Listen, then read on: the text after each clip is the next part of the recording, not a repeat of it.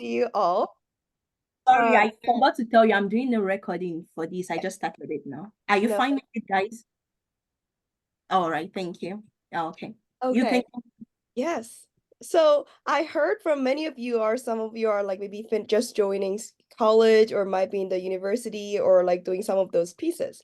So personally, like of course there's all these things Esther mentioned, but when I was young, I was born in South Korea, but then again when I was 5 years old, I moved to the Philippines, which is different country in Asia with more higher poverty and inequality. And then I moved to Canada in a very rural place in Alberta where I was the only person of color, which means everyone else were like Caucasian, they're white, and I was the only one in that community living through. And then, of course, going to college in Canada and then United States, it really made me think about all different lives, cultures, experiences that you get throughout these different periods of time. How many of you, I don't know if this is a Nigerian thing too, but definitely Korean thing is like, if you're smart, what does your parents tell you? Who like go become a doctor? How many of you heard that? Is that your thing to become a Exactly. doctor, Yeah. You become become a a doctor, lawyer? a Um, lawyer. Exactly. Exactly. Always something along that line.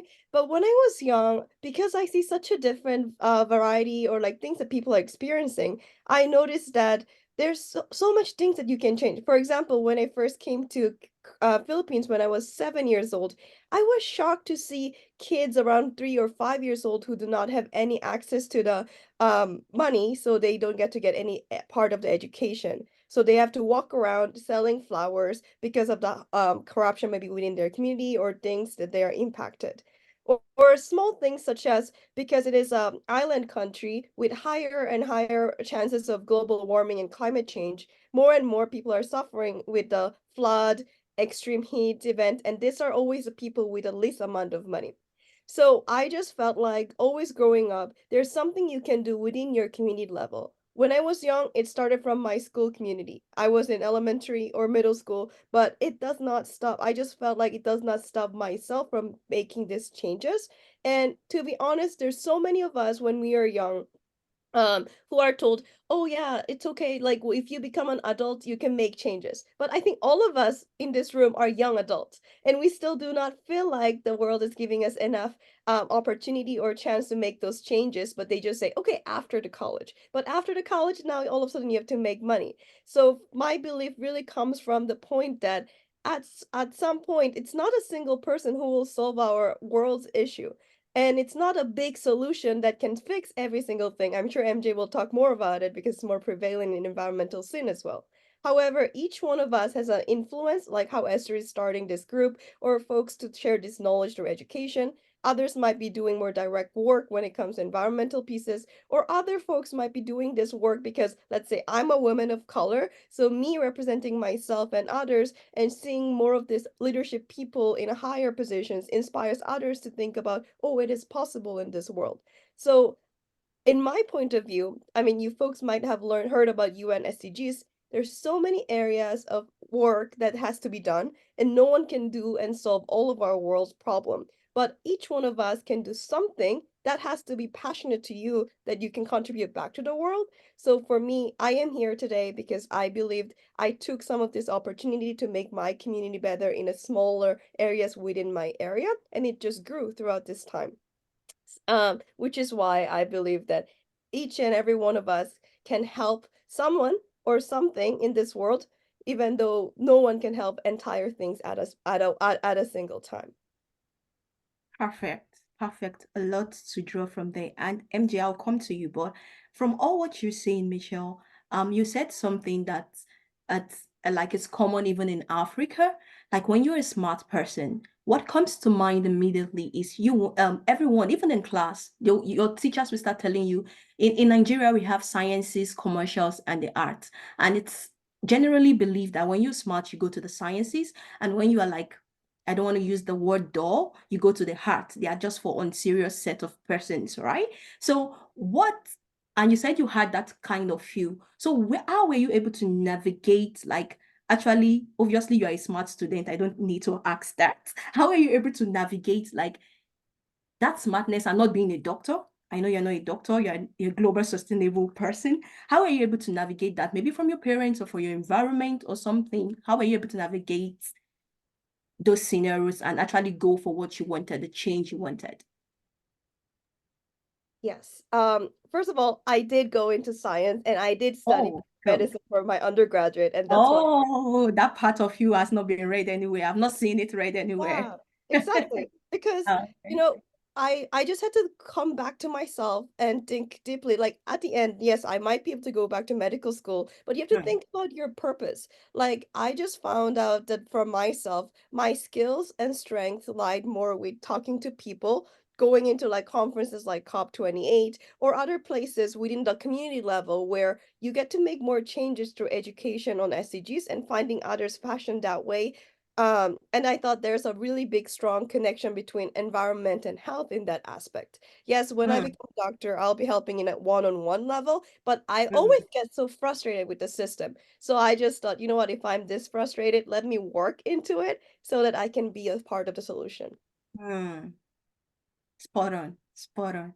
All right, let me shift away from you a little. MJ, you know you are my one of my favorites in the youth championship program. I can never forget. And like I said, when I heard about your struggles, like personally, that's what endeared me to your heart. Like, and I remember during the program you gave it your all. And I know your age around that time was not up to 20 or maybe at the 20. I know you were one of the youngest on our cohort. Uh, and I can remember your project keeps playing on my head as I'm speaking now. You tried to compare Colombia and Canada stains. I just want to ask you, despite your challenges physically from home, from your background, whatsoever, what was your pulling drive to making a change in the environmental sector? I think that it's something that climate change affects everybody. Like you cannot really escape from it. It doesn't matter where you're from or if you're wealthy or poor. Like it's something that affects everybody. Mm, But I think that I wanted to talk about how it's not the same for everybody mm, because they are like poor, like the poorer communities, the more the more climate change will affect them, as Michelle was saying. mm, And then I wanted to show that because the people that like or countries that actually contaminate the most and like contribute the most to climate change are the ones that are being less affected and less impacted by it. And then the countries that contribute like not null or very little to it are the ones that are more impacted. But it's also because like of infrastructure and like of relationships in it's just I think that also like of like collaboration between nations and even regions, because even in the same country you can find sorry completely different climates. And mm, then because climate change brings like extreme weather conditions, I think that we could learn from each other. mm, So if you lived in a city that I don't know was very dry and hot, and then there's another city where it rains a lot, and then this dry city starts getting a lot of rain, then the city that usually rains a lot can teach the city which started getting floods and raining events more often what they do to manage all the rain. mm, uh, it's something that I've personally experienced in Colombia where this happens. Like there's regions that like there's rain every day, and it's and like the city is built to sustain that rain, but then there's cities that it never rains, so they get flooded very easily.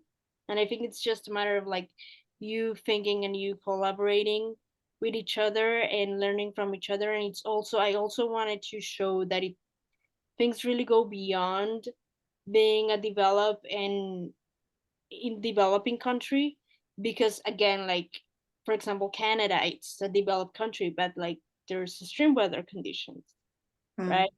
And so they can learn from a developing nation Mm, what they do, because like whether it's gonna be the weather regardless of the region. mm. Thank you so much, MJ. And I'll pick you on the spot on that. And my next question would be, how can one practically, I know Colombia too has its own challenges, and coming from Nigeria too, I know our own challenges, but from your own perspective, how can a developed world, and we and even Michelle too said she was born in Asia, which is also another developing countries. So my question is, how can we from developing countries that have tasted a developed country, right? How can we like actually help? And also people that are in the developing country, what are those skill sets, or what are those minute or little things they can actually like give out to actually make the little changes that the world is, or the changes the world is clamoring for? I think that when you have the opportunity to have that perspective between living in a developing country and then living in a developed country, you realize something very important that I'm very grateful I've experienced, and that's that you, when you're in a developing country, you tend to praise developed countries, and they have highways and free healthcare and all of these things that you may not experience in the developing country. But then once you're there, you realize that there's no perfect scenario, no perfect place in the world, and that again there can be things that developed countries can implement from developing countries in the other way around, because at the end of the day we are all part of the same world, we are all humans, we are also all responsible for the world. It's not like just the US saving themselves and like nothing else gonna happen. Like at the end of the day, they are connected to Canada, to Mexico, and if something happens, it can go beyond borders. Like and even like natural disasters, they don't care about borders either. Um, and I think that also regarding to your second question, um, to be honest, as Michelle was saying as well, like there's no a specific time where you can be like, okay, this is today, tomorrow I'm gonna start changing the world. You have to start now, and it doesn't have to be something like really huge, like as she was saying, like attending conferences, uh listening and hearing what other people are doing, um collaborating with other people, that goes really really far. Hmm. Thank you so much, MJ. And this should be my second to the last question, and I give it to Michelle. What are the little practical ways also that you think young ones can actually make a change, right? And what skill sets do you think it's necessary to make this change? Definitely. Actually, I just want to ask audience, how many of you know, just quick raise of hand, how many of you know UN SDGs or heard about it? Some of you? Yeah, few of you. Or if I say in more practical sense, I think within the Sustainable Development Goals, there are a lot of different sectors. Basically, it is an idea that came up. Basically, these world leaders came together and said, oh, these are whole different issues ranging from like, poverty, governance issues, climate issues, economical issues, or health issues that are connected to our world. And of course, even within that sectors, it's such a big areas. So my number one practical step is identify where do you want to make these changes to? Where do you get most frustrated? What, like, are you sick and tired of people who might not have enough always suffering the most? Are you sick and tired of not having clean air or access to energy? Or what is your current motivation on where do you see as a pain point where you see, oh, in the future I wish this world is better this way for my children or my future self. And then from that onward, my practical advice, of course, after that, you have to learn a little bit more. This can be education, like MJ said, there it can be a conferences, it can be attending or meeting other forums. Like Esther, MJ, you might agree that when you start to get yourself more involved in this, a lot of this youth events, you're pretty much inspired that, oh, these people are way younger than me, but look at all these things that they get to achieve. Therefore, I can do this too. Or I don't have to do this alone. Maybe you will meet someone new within your community groups today and think about, oh, both of us agree that access to education for women in this area is not enough. So let's make some changes. So one of the foundation I started in India, it's in a small town in India where the girls just don't have any education, and their biggest goal is that maybe they will marry someone better and then move up. Or the kids in the village only know two jobs, military or a teacher. So we started foundation groups and education, working with the provincial government there, trying to build a school. That is one example. But another way we can also be involved is learn more about your community, learn about your story, and then we also have access to social media and other groups. And now you're in Nigeria, I'm in Canada. We are more connected virtually as well too. So many of our groups also recruit people from other areas to connect and make those changes.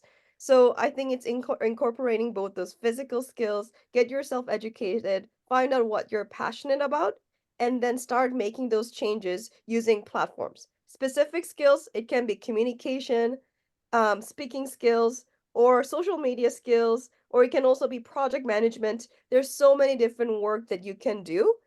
And more often than not, for me, something that is very important is partnership and collaboration because we cannot really do all these things alone. You will need other youth and other people, mentors, and support system to make some of these things come true. Thank you so much, Michelle. So on the last note, on the final note, I'll give it up to MJ to say our last words as form of encouragement to the people in the house on how best they can actually make the world a better place in whatsoever respective area they choose to focus on. Well, on my experience in, I know that's why also Esther kind of like invited me to this conference, is the most powerful tool you have is your own life experience. And it's just a matter of like you reflecting about like what you've done and how you can apply it to what you you want to do. So basically, I when I did the youth champions program, I didn't have a job and I had been unemployed for about a year, and I was recovering from a severe injury I suffered, and I was very shy to talk about it, or like it's not easy to be vulnerable for one.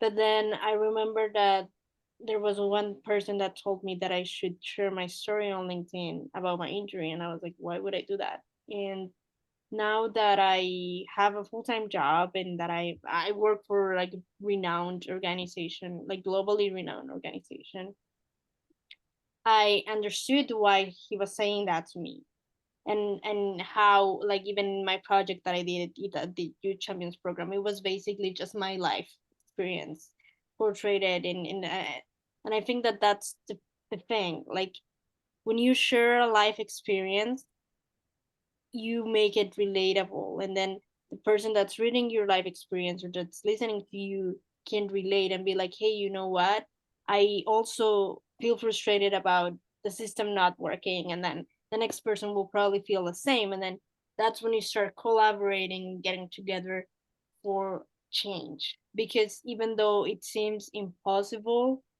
it it can definitely happen and make a difference. Like as I was saying, when I started the program, I didn't have a job. But then by the fact that I was doing that program, it boosted my confidence. And then whenever I had an interview, and even though I didn't have like a formal job, I was able to showcase how strong I was because I overcame my recovering from my injury. I just started to see other opportunities even though I didn't have a job, and then that was a job itself, and not because I was doing anything, it meant that I was actually doing nothing. And so that's how I also was able to break that uh like, challenging time in my life. But again, it's just a matter of being reflective and strategic, and really thinking that not because maybe you don't have a master's degree, or because you didn't do a certain thing, it doesn't mean that your contribution can be valuable.